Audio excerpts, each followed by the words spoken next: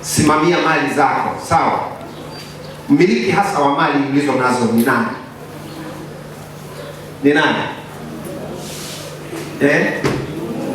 Ni Mungu, si ndivyo? Mungu ndiye msimamizi wa mali hizo nilizo nazo, si ndio? Kwa misingi ipi? Ukifungua kitabu cha Mwanzo sura ya kwanza, kitabu cha Mwanzo sura ya kwanza. Bwana Yesu asifiwe. Mmiliki hasa wa mali hizi ni nani, ambazo wewe umesema tusimamie mali zetu kwa kanuni za Mungu? Bwana Yesu asifiwe. Niombe turudi kwenye sura ya kwanza ya kitabu cha Mwanzo. Kitabu cha Mwanzo ni kitabu cha mwanzo wa mambo yote, mwanzo wa uumbaji, mwanzo wa uhai wa mwanadamu, mwanzo wa kila kitu. Bwana Yesu asifiwe sana. Bwana Yesu asifiwe. Ni mwanzo wa kila kitu.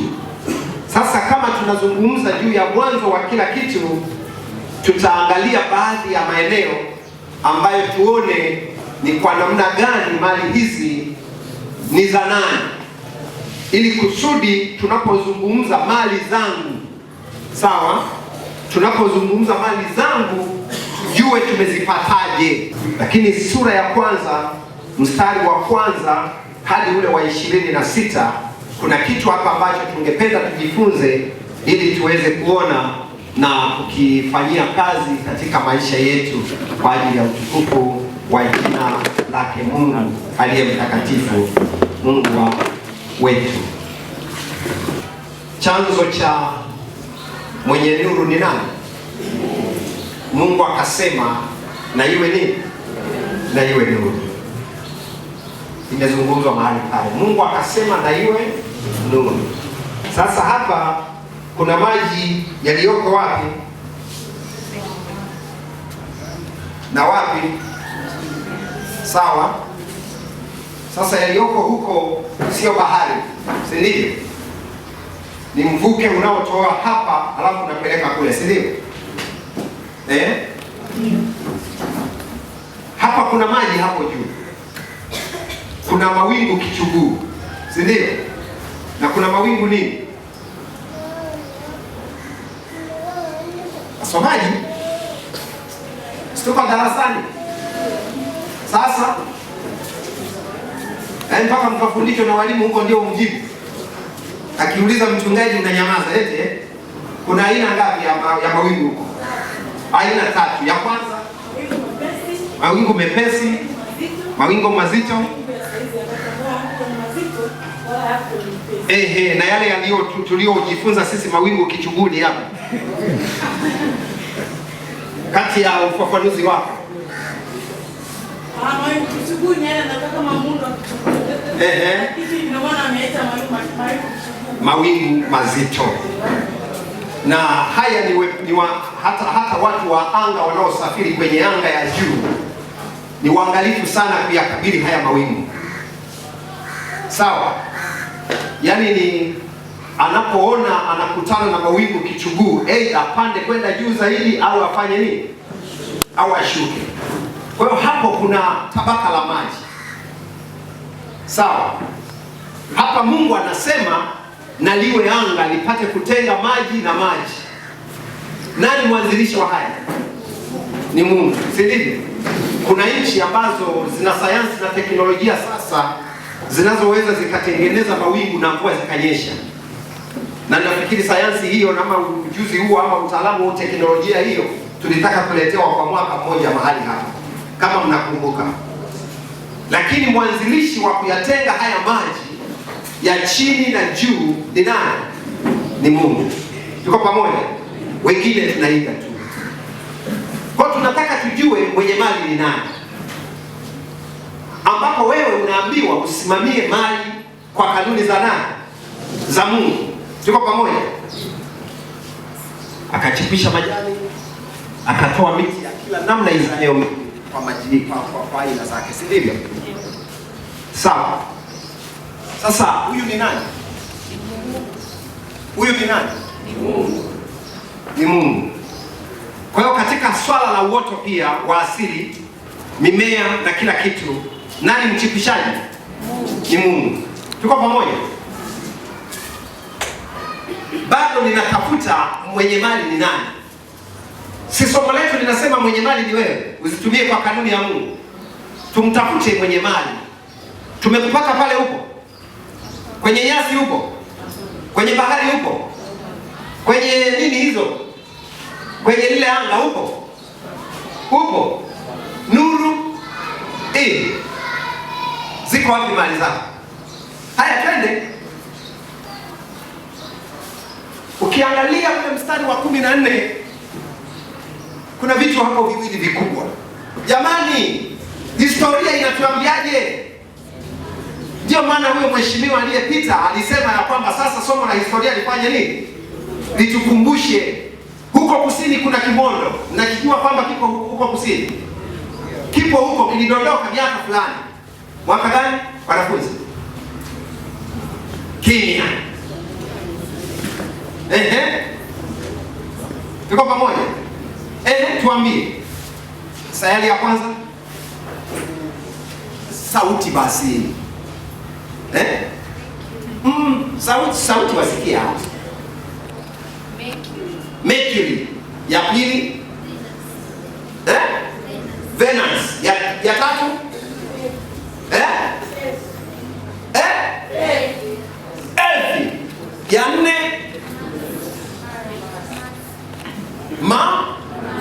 Mars. Ya tano? Jupiter. Ya nne? Ya sita? Nini? Mimi huwa nachanganyikiwa ninaposikia nini? Uranus. Tuko pamoja? Hiyo ndio ya mwisho. Ya saba? Neptune. Ya nane? Nimeruka moja. Isawazishe. Saturn. Ya sita ni Saturn. Ya nane? Neptune. Ya tisa iliyotolewa? Kwa nini ilitolewa? Tuambie dada. Hapo sayari. Kwa sababu ilikuwa ni sayari ndogo sana kuliko sayari zote. Ilikuwa sayari ndogo sana kuliko sayari zote. Kwa sababu ilikuwa ni ngumu sana kuiona. Wao wakaitoa. Hiyo ndio ambao unaijua mimi. Kama wanaojua wengine nisaidie. Alafu mimi sayari, kwa mimi sikumbuki nisomanga kama nilama. Amen. Bwana asifiwe sana. Sasa tujiulize, ni sayari ipi iliyo karibu na dunia? Ni ama iliyo mbali sana na dunia?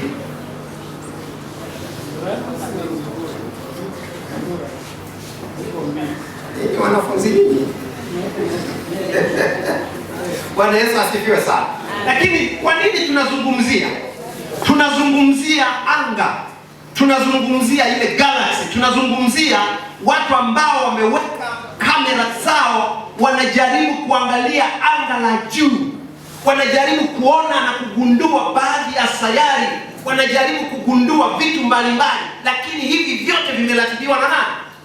Hakuna hata jambo kimoja. Naomba tunielewe hivyo, kwa sababu tumesema mali ulizo nazo zako usitumie kwa kanuni ya nani. Lakini hata hivi vyote na hata kila kisayari kinachotafutwa na kuangaliwa ya kwamba inawezekana kikawa na uhai, ambacho ni nini? Ambayo ndio ipi? Na yenyewe bado wanadamu wana changamoto naye, si ndio? Otherwise kuna watu wenye mabara fulani wangekuwa wameanza kuishi huko, na hasa katika kipindi hiki cha corona wangehamia huko. Lakini tunapokutikia hapa, si ndio? Kuna mwenyewe yuko hapa aliyeziratibu hizo. Sawa. Sasa lakini hata hivyo anasema kuanzia mstari wa 15 mpaka wa 20, sisi tumesoma hiyo mistari, lakini ukisoma katika mstari unaozungumzia kwa habari ya Mungu akafanya mambo yote hayo katika mstari wa 10 na ngapi, akaweka katika anga mbingu itie nuru juu ya nini, na kutawala mchana na usiku. Na hizi anga mbili ama mianga hii miwili sana sana tunazungumzia nini? Jua na nini? Na mwezi. Jua litawale mchana, mwezi utawale usiku. Tuko pamoja? Sasa nani anayemhudumia mwenzake kutoa mwanga? Jua ndio anayemhudumia nani? Anayemhudumia mwezi. Mwezi akipata mwanga, yeye naye anatoa nini? Zinipe. Kuna wimbo mmoja unaozungumza ya kwamba sura ya Bwana ionekane daima maishani mwangu. Ndio maana huwa tunazungumza ya kwamba kuna reflection nzuri kati yangu pamoja na Yesu Kristo, ili mimi niwe mwanga kwa wengine. Ndio maana ya chumvi na nuru ya dunia. Bwana Yesu asifiwe sana. Sasa haya tunayaona, zaeni mkafanya nini? Mkaongezeke. Iwe usiku iwe mchana, samaki hawawezi kukosekana kwenye bahari. Sawa? Hata kama ukiwapima kwa sentimita wanahitajika wangapi watoke humo baharini, lakini samaki wataendelea kuwepo. Tuko pamoja? Nao hao ni wako? Ni mali yako?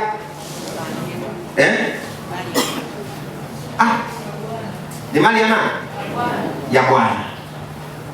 Vitu hivi vimezungumzwa, lakini ukiangalia kwenye mstari wa 24 kuna nini hapo? Kuna wanyama wa mwitu na wanyama wa nini? Nani aliyewatengeneza katika hisia? Huyo awe wa mwitu, huyo awe wa kufugwa? Nani? Vipi? Nani mfugaji wa kwale hapa? Acha vikwale vile vidogo vidogo tulivyo vizoezi. Nani mfugaji wa kwale wa polini? Namfahamu hata kwale wa polini wewe? Ambaye akitotolewa akimaliza tu kutoka kwenye yeye anaanza kutembea kujificha. Umewahi kukutana naye? Umewahi kukutana naye wewe kwale yule? Kwa nini amefundishwa kujificha wakati akitokea kwenye yai? Nani amemfundisha? Ameweka kila kitu automatic katika masuala ya nani atakuwa polini na nani atakuwa wapi, atakuwa wa kufugwa kwenye familia yako. Vyote hivi ni mali ya nani? Ya Bwana. Vyote ni mali ya Bwana. Na Mungu akasema sasa ule mstari wa 26 kuna kitu hapo pia. Bwana asifiwe sana. Tunaanza sasa kupata sensi ya namna gani wewe na mimi tunaanza kuviona zile mali zilizokuwa zinaandaliwa zinataka kuwekwa katika mikono ya mali. Bwana Yesu asifiwe sana. Kwa sababu lazima tufuatilie hivi. Shida ni kwamba tunajikuta tunamiliki mali lakini hatujui mali ya nani. Sawa? Shida tunajikuta tuna wigo wa mali mahali tulipo lakini hatujui ni mali za nani? Za Bwana. Sasa ukisoma katika mstari wa 26 anasema na tuumbe mtu kwa mfano wetu. Sasa anapoumba mtu kwa mfano wake Mungu, maana yake kwamba wewe una share, una sehemu ya umiliki katika mali za nani? Maana wewe ni mfano wa nani? Wa Mungu. Bwana Yesu asifiwe sana. Hapa ndipo tunaanza kupata ile sensi ya kuona ya kwamba kumbe mimi niliumbiwa vitu hivi, vilifanywa kwa makusudi yangu ili kwamba niweze kufanya nini? Niweze kuvimiliki. Bwana Yesu asifiwe. Hivi ndivyo ambavyo tunavyoweza tukajua ya kwamba kazi yote ya mikono ya Mungu aliyoifanya mpaka anafika ule mstari wa 31. Maana ndipo anapohitimisha pale. Anahitimisha katika mstari wa 31 anasema Mungu akaona kila kitu alichokifanya na tazama ni nini? Ni chema sana. ikawa jioni, ikawa asubuhi, siku ya 6. Siku ya 7 hakuumba, siku ya 7 alipumzika. Bwana Yesu asifiwe sana. Sasa tunapoona hivyo, tunaanza sasa kuona hii maana ya kuwa na eneo hili, kwamba simamia mali zako kwa kanuni za nani? Za Mungu. Na kama unasimamia mali kwa kanuni za Mungu, wewe na mimi tuna wajibu wetu wa kufanya, kwa sababu aliyeumba, aliyetengeneza anga, aliyetengeneza nchi kavu, aliyetengeneza mazingira yote, aliyetengeneza ardhi na ikatoa majani na mimea yote, miti unayoipanda mahali pale, ule mpela ni sehemu ya mali ya nani? Ya Mungu. Ukawe mmiliki wa kile ambacho Mungu amefanya nini? Amekifanya. Na hapa ndipo kuliko na ushindani wa kuweza kuona hivi kweli mali na dunia hii zilizopo, wakati shetani aliposema nitakupa, hii ni mali yangu. Hivi shetani aliumba vitu? Hapana. Lakini yako makosa yaliyotokea, wewe na mimi ndio tuliomilikishwa. Bwana Yesu asifiwe sana. Amen. Ndio tuliofanya nini? Tuliomilikishwa uumbaji huu. Sasa tunajiuliza, anasema nchi na vyote vijazavyo ni mali ya nani? Dunia na wote wakao ndani yake ni mali ya nani?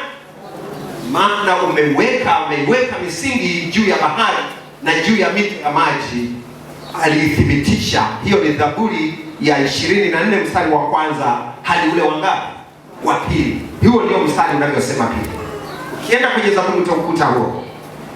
Anathibitisha nchi na vyote vijazavyo ni mali ya nani? Sasa wewe sio bwana kama yule, lakini wewe ni bwana mdogo kwa sababu umepewa wajibu wa kusimamia. Biblia inasema ukamuumba Mungu mdogo kwa ajili ya kusimamia mali zako. Sasa unapofika wakati wa kusimamia mali zako na namna ya kuvitumia katika kanuni ya Mungu, lazima ujue sasa unatumia mali ya nani. Hicho ndicho tunachohitaji kujifunza. Ukiangalia huu mstari umegawanywa katika makundi mawili. Umegawanywa katika makundi mangapi? Anasema nchi na vyote vijazavyo. Hii ni sawa na Mwanzo sura ya 1 hadi mstari wa 25. Mstari wa 3 hadi wa 25. Tumeona kuna anga, tumeona kuna nuru, kuna maji, kuna majani, kuna mianga, kuna viumbe majini, ndege angani, wanyama wa kufugwa na wanyama wa mtu na kadhalika. Nchi na vyote vijazavyo. Unapozungumzia nchi, unazungumzia rasilimali zote zilizoko katika ardhi. Unazungumzia kila kitu kilichoko mahali pale. Vyote hivi ni mali ya nani? Ya Bwana. Ni kwa sababu tu ya mipaka tuliyopeana ya kimataifa. Hiyo ilikuwa ni mwaka gani? Mipaka ya kimataifa ilikuwa mwaka gani? 1880 na 84 mpaka 85. Ilikwenda kwa awamu. Ziko amendments mbalimbali. Lakini juzi hapa tukataka kupigana na mtu wa Malawi. Unakumbuka? Anatumia ramani ipi? Tena mara mbili eti. Tunaanza na Kamzubanda. Alituvalia ngozi ya atuvalia kazi ya Tanzania. Jali ndio tulikuwa ni mchaka wetu huo. Sasa nyie mmekuja mkakutana na yule mama ambaye ni binti yake au ni nani? Huyu wa Pilipili, huyu aliyetawala ni dada yake, si ndivyo? Na yeye akataka kuliamsha dude la kaka yake. Akamwambia utakiona cha mtema kuni. Unanielewa? Sawa.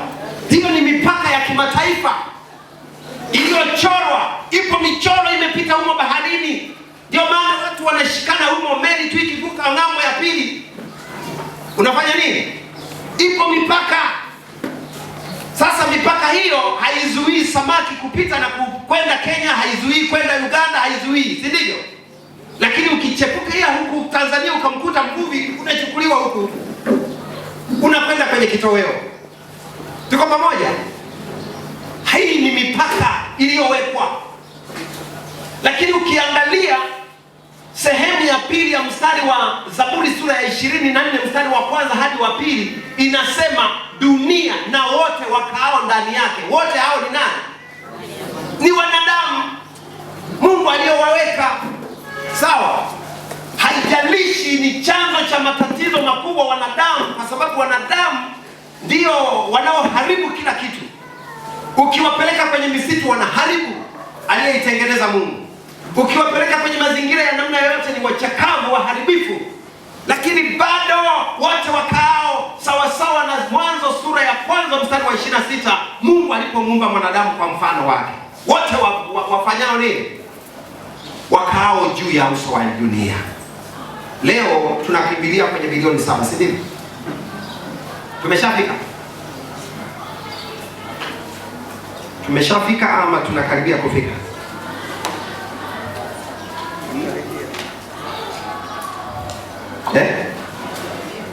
Tumekaribia? Tumekaribia. Sasa fikiria hata na uchache huwa wanadamu, lakini waharibifu vipi tunapopenda kupanda kila wakati. Lakini hivi Mungu akisimamisha siku moja tu, masaa 24, wanadamu, yani kusiwepo hata kifo hata kimoja, na wale wanaozaliwa, ratio ya kuzaliwa na kufa inakujaje? Kila sekunde moja mtu anatoka duniani. Sawa? Halafu wewe una miaka 80, una miaka 50, una miaka 20, unajivuna, unaanza kuona kama wewe umekuja kuishi duniani wakati wote. Kuna mtu anakufa kila baada ya sekunde moja. Vitu vyote hivi vijazavyo, nchi na vyote vijazavyo, dunia na wote wakao ndani yake, wote ni mali ya nani? Ya Bwana. Hata mimi nimemilikiwa na nani? Na Bwana. Ndio maana Warumi ile sura inayosema hata tukifa tu mali ya nani? Hata tukiishi tu mali ya nini? Kwa hiyo kufa na kuishi sote tu mali ya nani? Ya Bwana. Maana mimi nimetoka kwake. Kwa hiyo huwezi kuwa na mali zako ukasema hizi ndio mali zangu pase. Kesho tutaangalia nani waliodai mali zao na nini kilichotokea. Bwana Yesu asifiwe sana. Bwana Yesu asifiwe sana. Kwa tunapozungumza haya tunamaanisha, angalia sasa ule uhalali wa kuwa na mali zangu kabla ya kuzitumia. Hii inatoka wapi? Uhalali wa kuwa na mali zangu kabla sijazitumia, uhalali huu unatoka wapi? Neno linasema, kwanza tumwangalie mfalme Daudi. Mfalme Daudi anakiri kwa kinywa chake akisema, Bwana. Hii ni katika Nyakati ya kwanza sura ya 29. Tuko pamoja?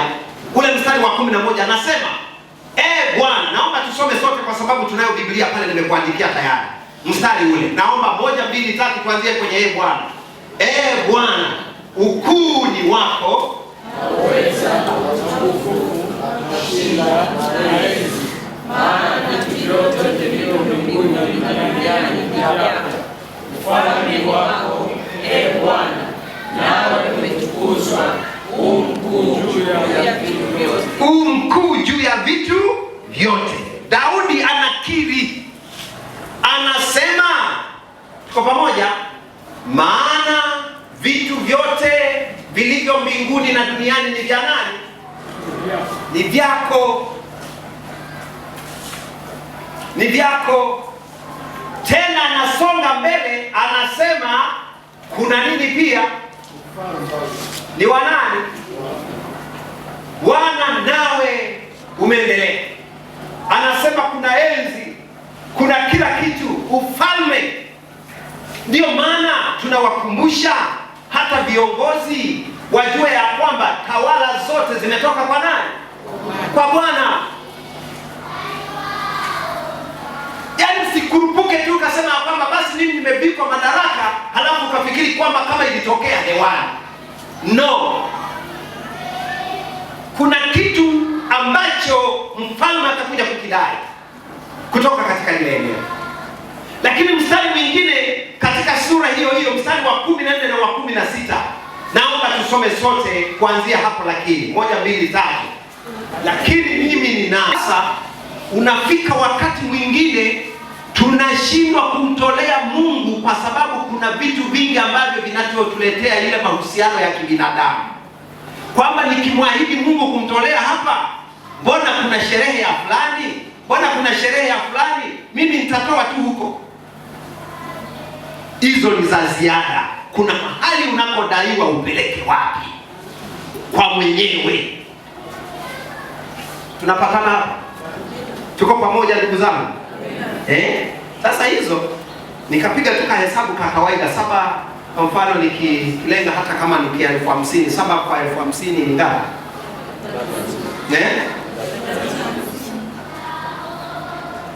Si mshahara wangu jamani.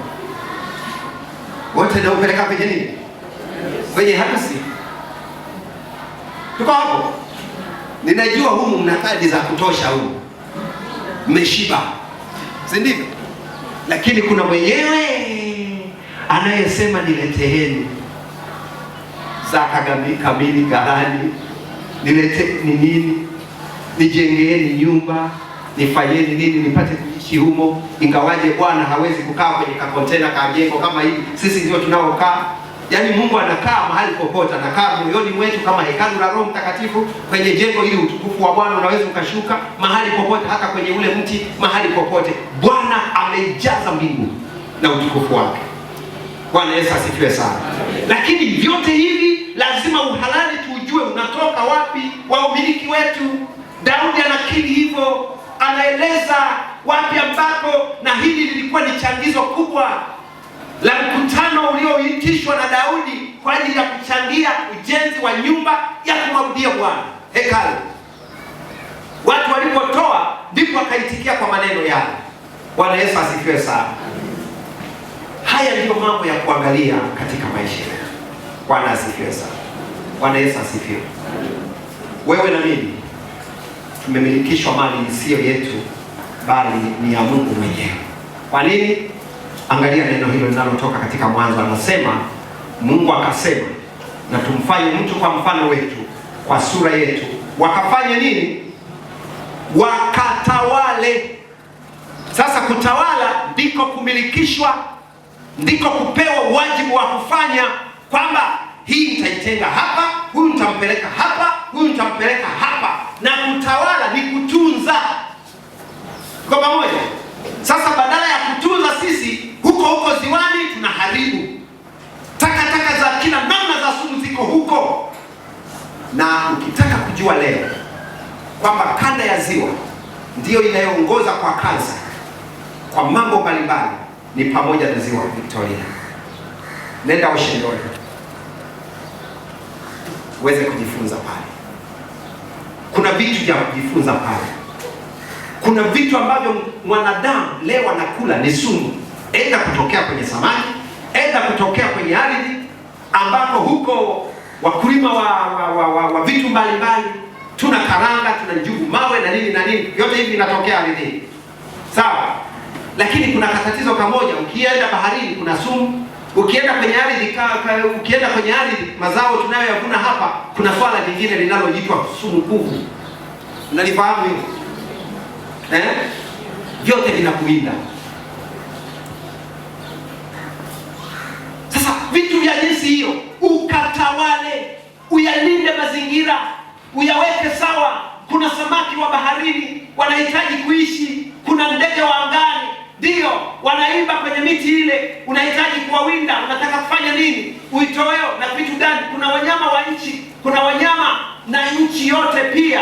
Kila chenye kitambacho juu ya nchi umepewa kumiliki. Leo utakiributi kila kinachotambaa ni nini? Kisicho na miguu, si ndio? Umepewa kumiliki nyoka. Kogoko anatokea hapa. Hapo ukasema nimepewa kumiliki. Kwa pamoja. Alafu nenda kaishi naye kitandani. Tuko pamoja? Na mwalimu mmoja alipelekwa mahututi pale Maswa wakati mimi nafanya kazi pale ya utumishi na nikiwa pale Maswa Girls High School pale kwa habari ya vipindi vya dini. Hapo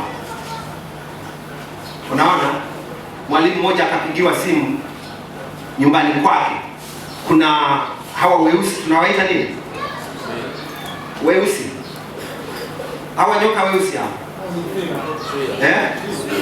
Ni fila. Swila. Okay. Amejiviringisha kule kwenye mtungi wa maji kule. Maana ule mtungi wa maji una maji baridi na yeye amekuja kufanya nini? Kujipatia makazi pale. Sasa wanafunzi wanapeleka maji. Si huko shuleni tu tulikuwa tunasaidia walimu huko. Na hata sasa tunafanya hivyo, si ndivyo? Wanasomba maji wanakwenda kuweka kwa mwalimu.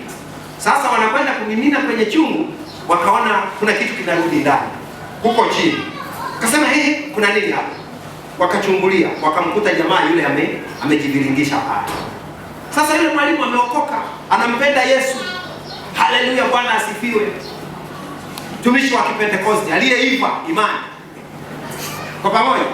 Akaambiwa, baba mwalimu, kuna nyoka. Akasema yes, tumepewa kutawala.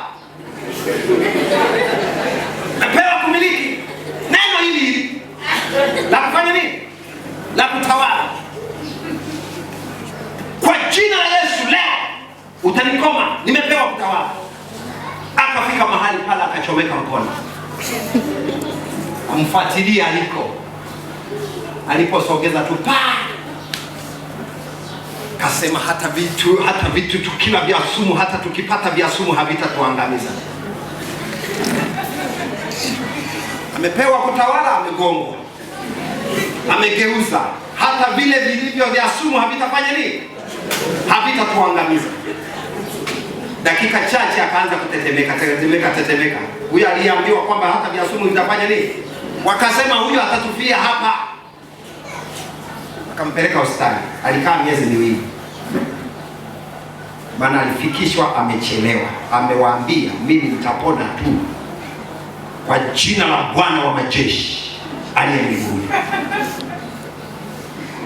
Sasa swala la kula sumu ama kupata vitu hivi havitakufisha ni swala la kutokujitakia. Ni swala la kutendewa pasipo kujua, halafu Bwana akakuokoa na haya. Lakini ukijichomeka kichwa umemjaribu Bwana Mungu, atakumaliza. Maana yeye kwake uhai ni mali yake. Hata ukilala ana shida gani? Ukilala unakwenda kwake, si ndio? Yaani hana tatizo la kuona wewe mzima au sadaka yangu lazima niitafute huko. Sawa? Paka niichambue huko. Tena kwa kuihesabia kwenye mfuko, si ndivyo? Kakacha unaangalia ikigusa ya 10 na umeshazifahamia huko zikiwa huko nyuma, si ndivyo? Alafu unaangukia kwenye 1000. Hii sasa.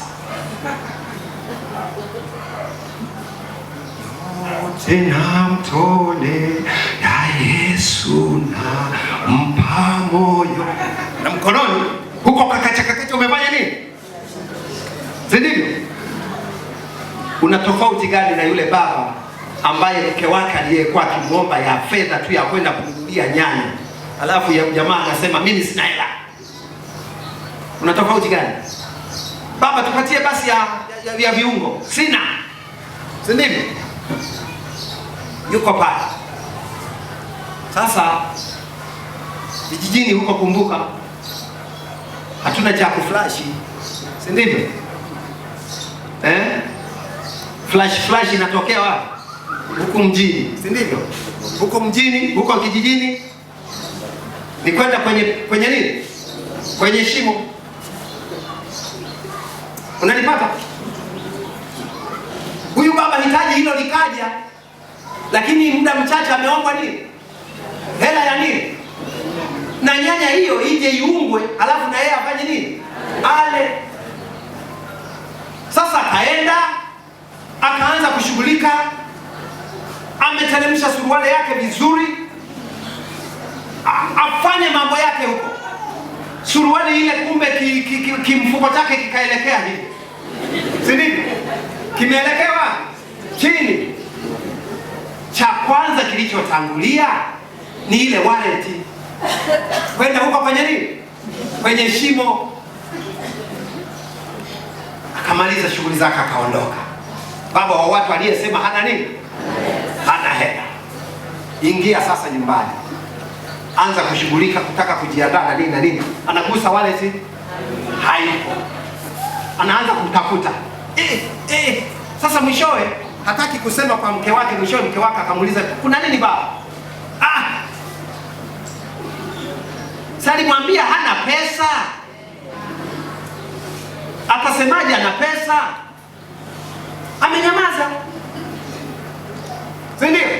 Angalia chini, angalia ufunguni, angalia wapi, hakuna. Akakumbuka, nilikwenda mahali fulani, akakimbia kule. Mama naye akashtuka, akasema huyu baba yawezekana kuna tatizo limempata, si ndio?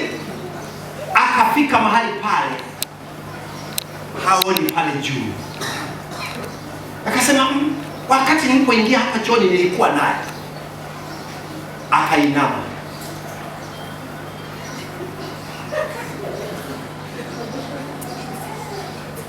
tundu dogo ambalo ili ukaone kwa ukamilifu, aidha ulete tochi, na hakuwa nayo, hana simu ya kitochi, hana, lazima ukalengeshe pale jicho, ubaki kwa muda wa dakika kama 5, ndilo jicho liobzobu ile hali ya huko gizani, ili uweze angalau kuona.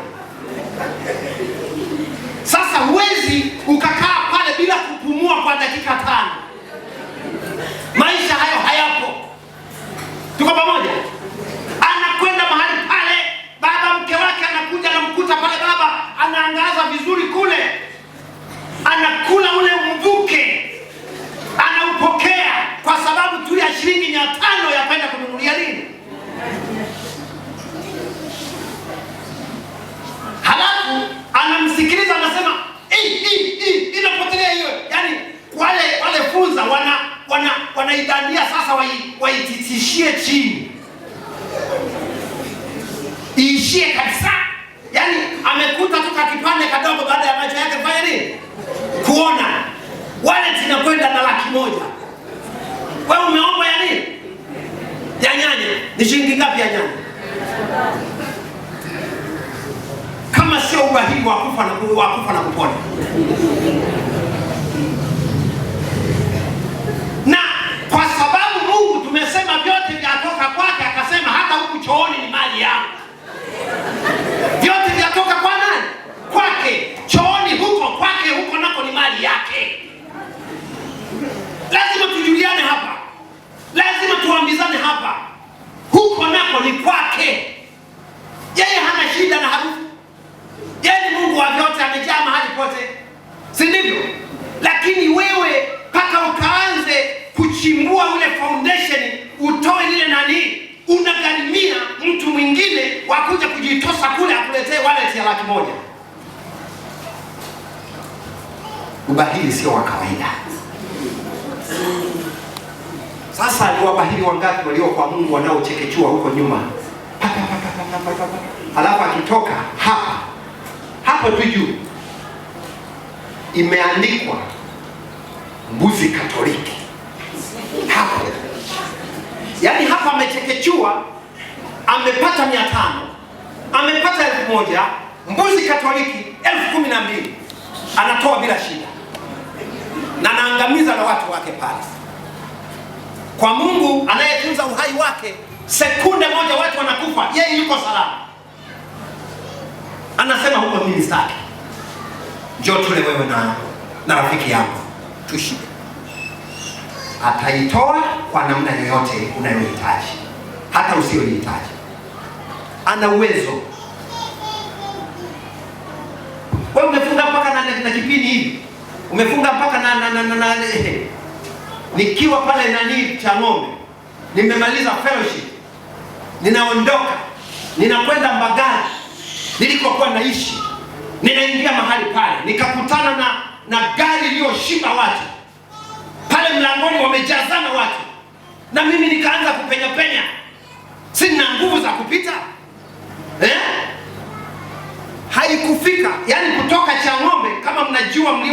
Chang'ombe kanisani kwenda pale kituo cha polisi pale Chang'ombe polisi, wallet sioni, haipo. Ina kadi zangu za benki, ina kadi zangu, ina driving license, ina kila kitu, yaani vyote vimekwenda, na kale kasenti kakutoa hata ile nini imekwenda. Hata kutolea tu, hata kama umefunga zipu, yaani Mungu hawezi kushindwa na zipu yako kuitoa.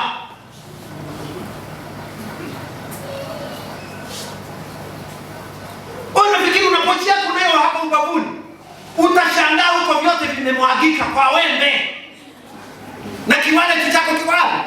Kwa pani. Tena unakwenda kufanya manunuzi Kariakoo katikati, unainama unachambua vyote, alafu utoe. Sasa unashangaa, unaanza kujishangaa. Unaanza kufanya nini? Kujishangaa. Kwa Mungu huku uliambiwa toa, ukufanya nini? Hawa watu wanakwenda kumtumikia Mungu kwa matoleo. Kuna Habili na kuna nani? Kuna Kaini. Ni watu wawili wanakwenda wote kwenye eneo hili moja, lakini utoaji wao unakuwa wa tofauti. Na kumbuka, huyu ambaye hakutakabaliwa mazao yake, Biblia haituambii ilikuwa ni dhambi ya mazao, lakini moyo wake unasema ulikuwa na uchungu.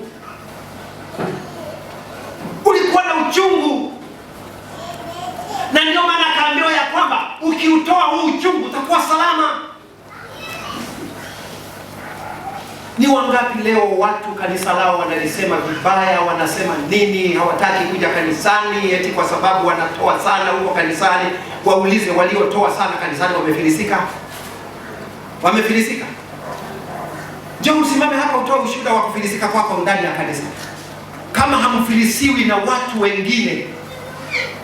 Wewe una mgahawa wako, halafu mchungaji wako, mchungaji sitaki nikuseme wewe na mimi niko mchungaji. Halafu wewe una mchungaji wako, kila wakati anapita kwenye mgahawa wako. Haleluya, Bwana asifiwe.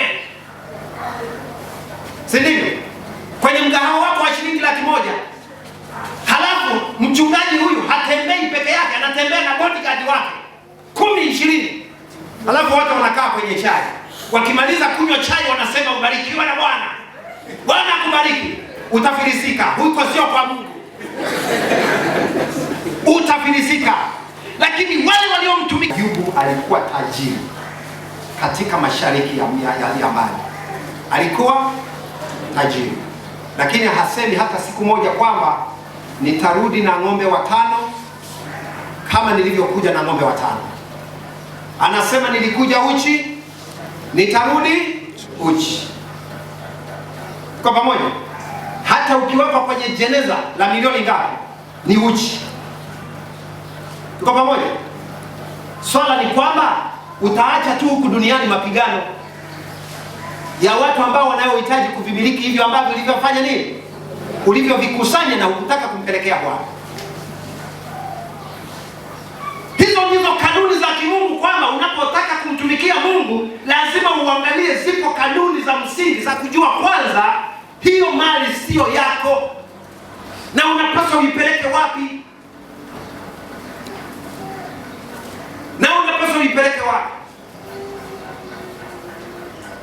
Sasa usije ukashangaa si airport na mtindo wa kuahidi na kumtolea Bwana.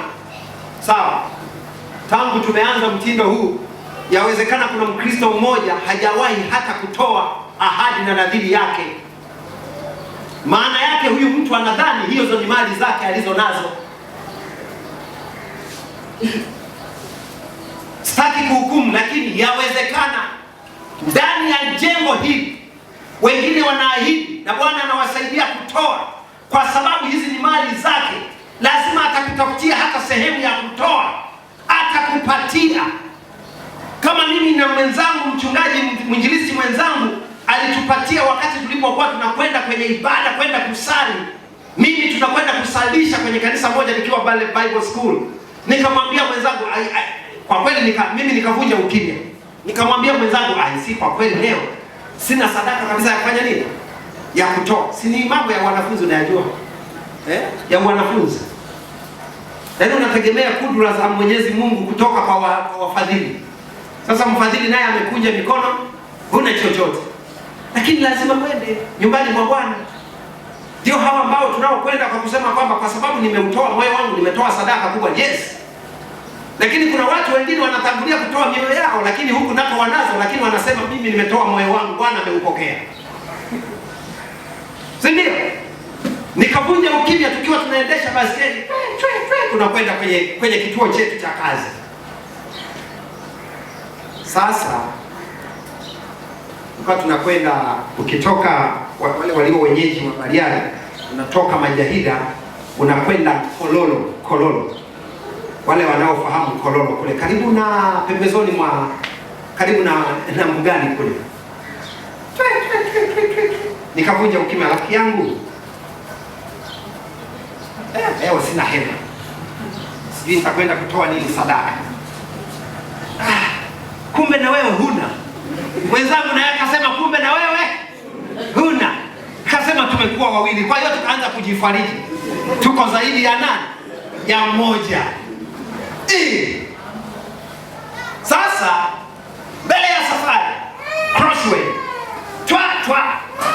kuna wajinga fulani wamekwenda kufanyia ibada pale.